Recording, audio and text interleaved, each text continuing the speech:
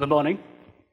The great American physicist, Richard Feynman once said, everything is made of atoms. At the risk of sounding ridiculous, let me say, everything, including you and me, is made of stories. There are billions and trillions of stories around us which influence and shape us in many ways. I'm a social science nomad. I travel to remote places to dig out some fascinating stories. And today, I have come here to share one such fascinating story with you. This story is from Andaman and Nicobar Islands, where an isolated indigenous community survived the deadly Indian Ocean tsunami only to lose everything to a well-intentioned but culturally insensitive humanitarian aid of the government. It is a sad and a painful story, but with a deep message. So, shall we go to Nicobar and find our story? Michelle, you better have your seat belt. We are now going to Nicobar. So, just imagine it is 2003, before the tsunami of 2004, and we are in Nicobar. This is Andaman and Nicobar archipelago. The archipelago down there, down the 10-degree channel, it's called Nicobar. There are 22 islands, of which some 12 or 13 are inhabited by human population. These islands, they have very interesting histories. They have been colonized and decolonized multiple times. So the Danish, Austrian, the Japanese, and the British occupied these islands before they became part of India in 1947. So the entire Nicobar archipelago is a tribal reserve where the entry of outsiders is strictly prohibited. So let's go to the Nicobar. We see two communities there, the Champagne and the Nicobarese. So first, let's speak to the Champagne. Hey, Champagne. Well, they're not responding. They're not interested in talking to us. They are only less than 250 number, so let's not disturb them and speak to the other people, the Nicobarese. They seem amused. They're dancing. They're number one in hospitality. So who are these Nicobarese? The Nicobarese are the people, the indigenous people of Nicobar who live in various isolated pockets of Nicobar Islands. They are traditional semi-hunter gatherers of these islands, and they are horticulturists. So they use the microenvironment or the resources that are available in their islands. So what do they do to get cash? Well, they got plantations. Plantations of coconut are there. They have plantations of areca nut. So whenever they need some money, they're gonna make copra. Copra means smoke-dried coconut, and then they sell that in the market, or they sell areca nut in the market. That's how they make money, and that's how they have their needs fulfilled. So let's look into the social life of these people. So the Nicobarese community, they live in extended families. They call these as tuhets. So their houses, their huts, look like that. And that hut can accommodate 20 to 25 to 30 people. So they live together in extended families. And these tuhets, these extended families, they have common rights or traditional rights over the land and resources in the island. Michel is a little bit feeling sick today, so maybe let's see what we can do for him in these islands. So these Nicobarese people, they have a rich culture and traditional knowledge. So you can see in that picture that Milluana, that traditional healer, is healing that Nicobarese. So they have their own healers, they have their own architects, they have their own sailors, they have their own weathermen. So this is a self-sustainable and independent community which has all the technology which suits them. Maybe Mitchell can speak to the person there, the healer, but Mitchell feels that the healer is not right. And because of that, there is some, say, dispute between me and Mitchell. And now we are going to the council, the traditional council of these people. So whenever there is any dispute in their society, how are they going to resolve that? So they have their traditional councils there where the elderly or the elected people of the islands, they sit together, they discuss the issues, and then they resolve those issues. So these traditional Nicobarese councils, they also act as a bridge between the government and the isolated Nicobarese community. And these tribal councils, they are very democratic. The people chosen as chiefs, as captains, as the chairperson of the tribal council, they are directly chosen by the people, and they could be asked to leave the office anytime whenever people feel that they are not serving the interest of the community. So I discussed my dispute with Mitchell, with the council, that Mitchell thinks that the traditional healer is a quack. So the council has decided that Mitchell is entitled to his opinion, and my reaction to Mitchell's opinion was totally wrong. So I have been asked to take him around or to give him compensation in terms of, say, pigs. Since I don't have pigs, so I'm gonna take him around and make sure that he has a good time in the islands. So it's a festival season in Nicobar. What kind of festivals they have? So one of the festivals is Pig Festival. So Pig Festival is a kind of festival, a major festival, whereby the Nicobarees from various islands, from various villages, they come together with their pigs, and then they exchange pigs. So this kind of festival, it goes for weeks. They sing, they dance, they do many things, and this kind of festival, like you can see in that picture, that man is fighting a pig. And fighting a pig is a thing of valor in their community. So maybe, Mitchell, you can fight the pig? No? Okay. What about stick fight? It is another festival of the Nicobarees, where opponents, they fight with sticks. Various two-heads, islands, and villages, they compete. Are you finding it interesting, Mitchell? No?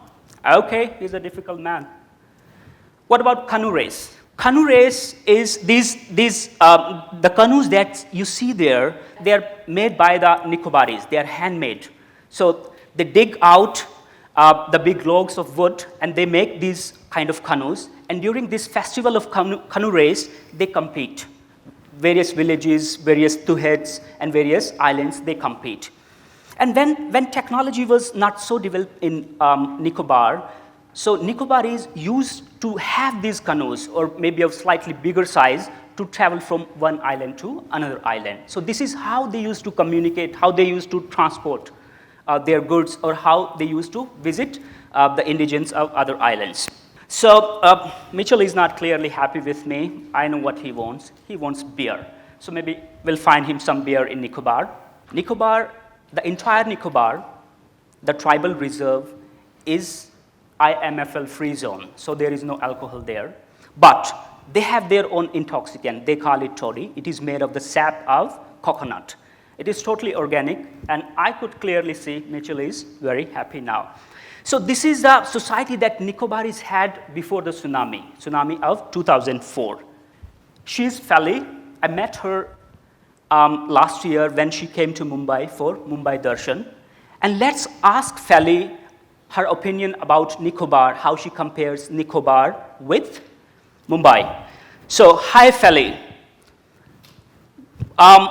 Which place is better, Fali, Mumbai or Nicobar? Fali, we do not make big money, drive big cars, or live in big buildings like you, but we are so happy in Nicobar. We find joy in simple things. You won't find even a single poor, homeless, and orphan in Nicobar. The community takes care of everyone. There is no crime, discrimination, thefts, rapes, or domestic violence in Nicobar, so I feel safer here. Don't mind, sir, but I fail to understand, despite so much wealth in your society, why so many children die of hunger. Well, this is a good question, which maybe Mitchell will answer someday. So this is what the Nicobarese society looked like before the tsunami of 2004. So what happened during tsunami? Let's see how the story unfolds. So in 2004, there was this major chaos in Nicobar. The Nicobar was hit by the Indian Ocean tsunami, And the Nicobar being closer to the epicenter of the earthquake, so Nicobar was totally devastated. As you can see in those pictures, Nicobarese lost lives. Like Nicobarese had a community strength of say 30,000, out of which as per government record, almost 3,000 people died, but some independent researchers, they have said that about 1/3, that is 10,000 of the community perished. So the Nicobarese lost their plantations, the Nicobarese lost their houses, cultural artifacts, the Nicobarese lost their pigs, and everything was gone. And whatever little infrastructure in terms of government apparatus was there, that was also gone. So this was the situation. And let's go to the story again. Let's go to the Nicobar again and find what's going on there. So after the tsunami, government has decided to come up with massive rescue, relief, and rehabilitation measures in the Nicobar. And here our Prime Minister is in Andaman along with the Lieutenant Governor, and they say that the reconstruction has given administration an opportunity for building new islands. So let's see what kind of new islands are coming up. Well, the Nicobarese, they became homeless. So the government decided to evacuate many of those islands and put the Nicobarese in intermediate shelters. So these are intermediate shelters. Nicobarese have been living in these intermediate shelters for weeks and months, and now they are feeling uneasy. So what is it that Nicobarese want to do after the tsunami, and what is it that they want from the government? Well, they want to return to their islands, they want to return to their respective villages so that they can start their life again. And what do they want from the government? Well, because they lost all their tools, they lost all their boats, so their only demand is tools and boats. Give us these two things, we want to go back and we want to restart our lives. But what is government doing? Government is saying, you sit in the intermediate shelters. We got so much stuff to give to you. So the Nicobarese, as you can see in that picture, are getting free rations. They are getting compensation money. Compensation money amounting lakhs. And after the tsunami, many elderly died, who were the captains, who were the chiefs of the villages. So the government decided to appoint young Nicobarese who were educated as captains. And now they are open to changes. They are negotiating with the government, but they are open to many changes. So what about the livelihood? So government decided to make the Nicobarese do all the plantation work, and in lieu government will pay them. But the Nicobarese have already got so much money. Like for every death, they got 2 lakh rupees. For 1 hectare of land that they lost, they got almost 90 to 1 lakh rupees. So with so much money, they are not interested in labor. So what is the outcome? What's the outcome of this kind of situation? As you can see that woman sitting there in her shelter, intermediate shelter, and looking out. She wants to go home, but she can't.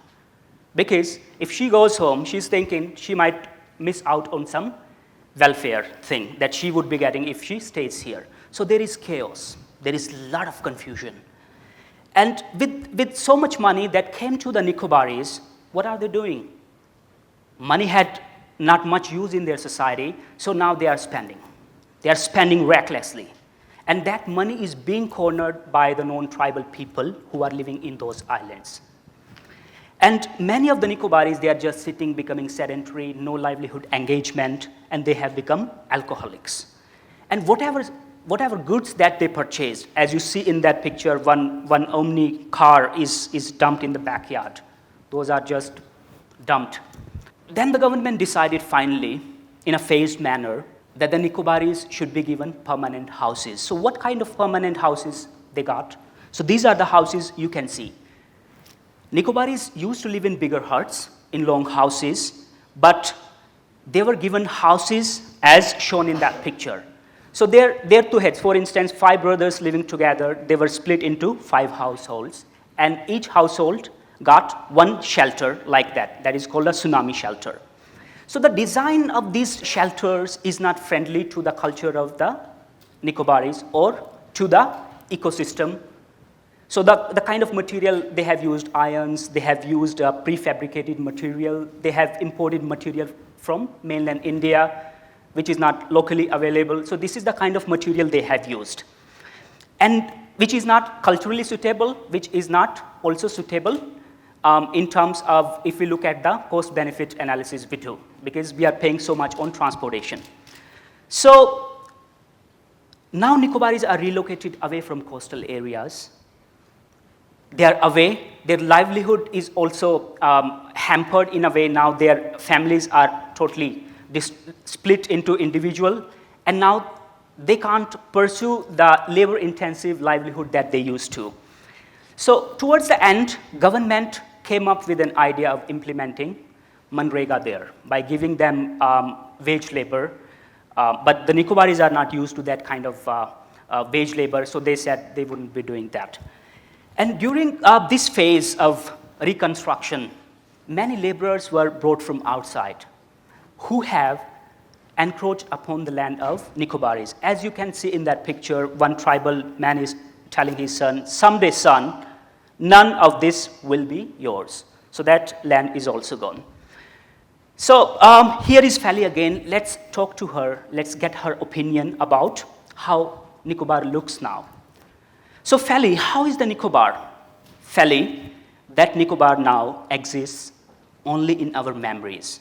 The place, the people, the time, and the culture, all irretrievably lost to the age. So Fally here made an important point. She said we lost Nicobar, not to the tsunami, but to the aid. The way aid was given. The aid was not culturally sensitive. So if we look at chaos, tsunami was a chaos which led to rupture in the Nicobarese society, but the real rupture was done by the very aid that actually intended to help them. So what's the message of this story? The message is loud and clear. We as professionals, groups, we work with communities which are multicultural. They have their own problems, we have our own solutions. But the ideal thing should be that their problem should be seen from their own eyes, and the solutions should come from the community. So they should have the first and the last say. Thank you so much.